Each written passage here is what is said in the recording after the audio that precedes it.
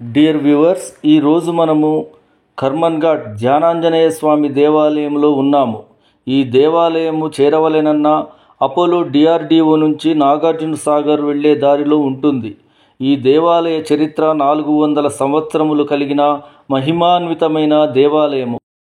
ఈ ఆలయ చరిత్ర 1143 సంవత్సరంలో కాకతీయ రాజు 2వ ప్రతాపరుద్రుడు తన సైన్యాన్ని వెంట పెట్టుకొని ఈ ప్రాంతానికి వేటకు వచ్చినాడట. అప్పుడు దీనిని లక్ష్మీగూడెముగా పిలిచేవారు. ప్రతాపరుద్రుడు వేటాడుతూ అలసిపోయి ఒక చెట్టు కింద విశ్రమించినాడట.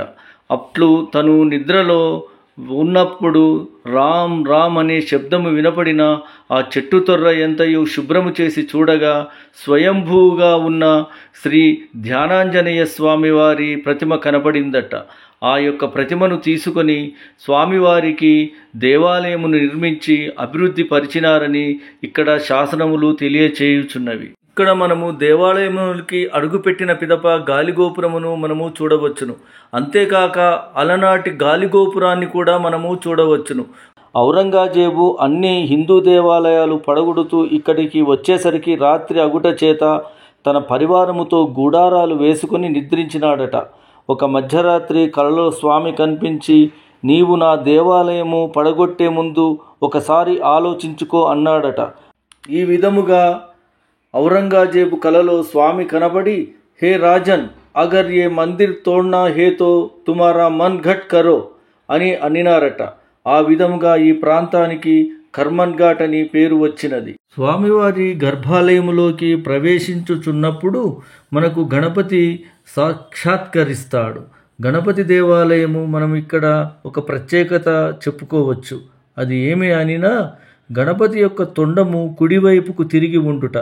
ఇలా కుడివైపుకు తిరిగి ఉండుట అనేది భక్తులు కోరిన కోరికలు వెనువెంటనే తీరుస్తాడని ప్రతీతి. ఎన్నో కోరికలు తీర్చే దేవునిగా ప్రఖ్యాతిగాంచిన ఈ ధ్యానాంజనేయ స్వామికి మొక్కులు మొక్కుకొని ముడుపులు కూడా కడుతూ ఉంటారు. ఇక్కడ దేవాలయ ప్రాంగణములో ఇక్కడ ప్రసాదాలలో వడ చాలా బాగా రుచిగాను మంచిగాను ఉంటుంది. మీరు ట్రై చేయగలరు.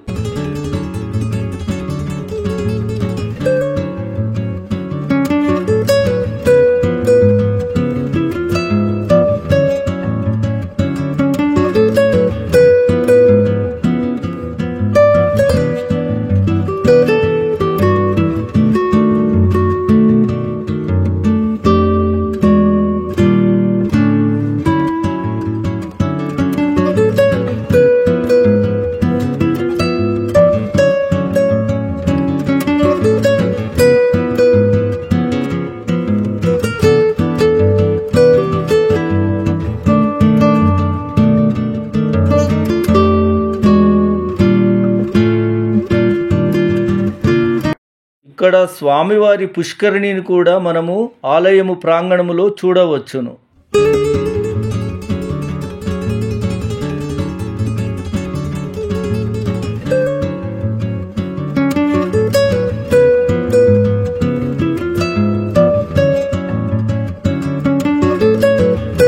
ఉపాలయాలు: రామాలయము, సరస్వతీ దేవాలయము, నవగ్రహ దేవాలయము, శ్రీ సుబ్రహ్మణ్యేశ్వర స్వామి దేవాలయము, కేదారి హనుమాన్ దేవాలయము, దుర్గా దేవాలయము, శ్రీ స్ఫటిక లింగేశ్వర స్వామి దేవాలయము, కృష్ణుడు రుక్మిణి దేవాలయము, జగన్నాథ స్వామి దేవాలయములు కలవు.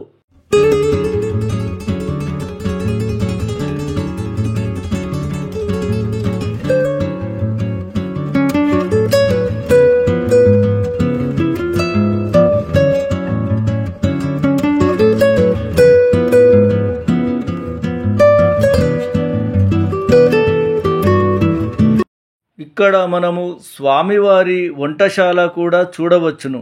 ఈ వంటశాలలో రోజు వడమాలలు మరియు ఇతర ప్రసాదములు తయారు చేస్తారు.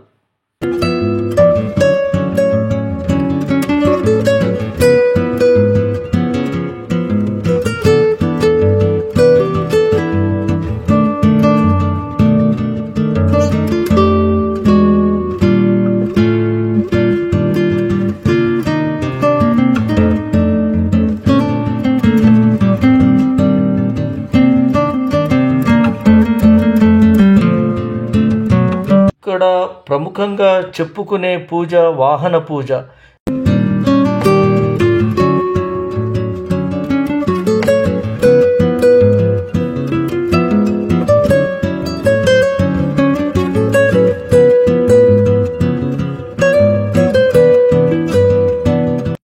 వ్యూవర్స్, ఈ వీడియో మీకు నచ్చినట్లయితే లైక్, షేర్, సబ్స్క్రైబ్ చేయగలరు మా అంతయువన్ ఛానల్ను.